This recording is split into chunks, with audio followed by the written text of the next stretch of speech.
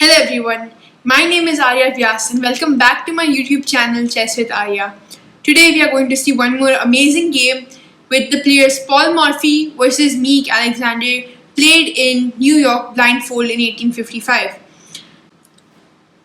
In this game, we are going to see how you can take advantage of your opponent's mistakes and how early on in the game you can actually create a very well-defined advantage.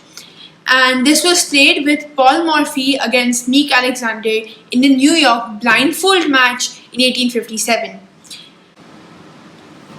So, the game started with e4, e6, French defense, d4, c5, d5 and e5, already creating a very close center, and white tried to open it with f4, but black declines with d6, knight on f3 creating pressure on the e5 square, bishop to g4, pinning the knight with the queen on d1, f takes e5, bishop takes f3, and queen takes f3, d takes e5. Right now it's a very simple game, and after that bishop to b5 check, and white realized that the queen side in fact is very weak for black, and so starts attacking and bringing the forces to that side.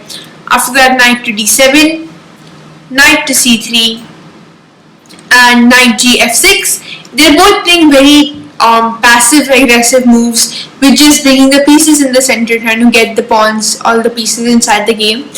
After that, bishop to g5, once again pinning the knight on f6, the queen on d8, and after that bishop to e7, stopping the pin, d6, and the game is almost demolished, because after queenside castle, the rook on d1 is going straight for the queen on d8.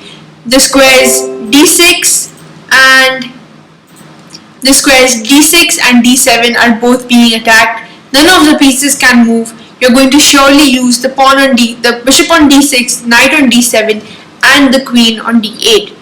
And here actually in the game black resigned. Also it was a blindfold match, and there was no scope that black would have fought against it.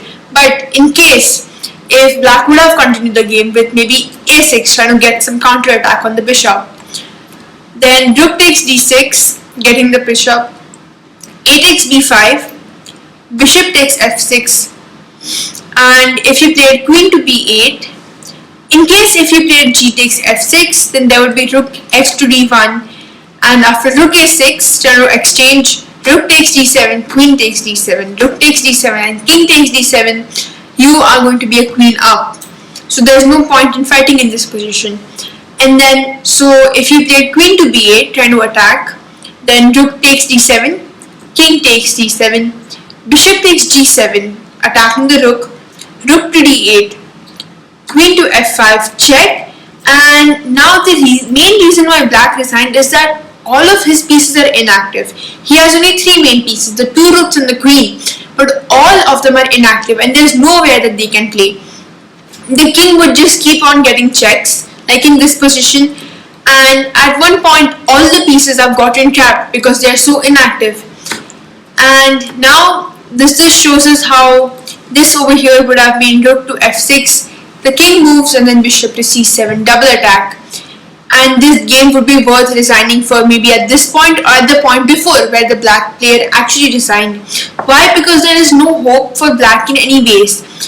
And this game was actually reviewed by Morphy and Meek later on after the game got over, and this was the variation played by both of them, which clearly shows us that if you give a proper attack in the opening, if you take advantage of your position, and if you see what your opponent's weaknesses are, and if you take advantage and if you attack them, then it will be very easy for you to create an early lead in the game. I hope you learned something new in this game.